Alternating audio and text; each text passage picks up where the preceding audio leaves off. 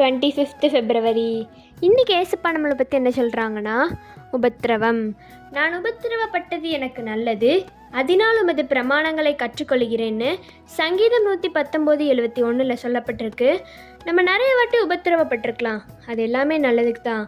ஏன்னா ஏசப்பா நம்ம லைஃப்பில் ஒன்று அனுமதிக்காமல் அது நடக்கவே நடக்காது.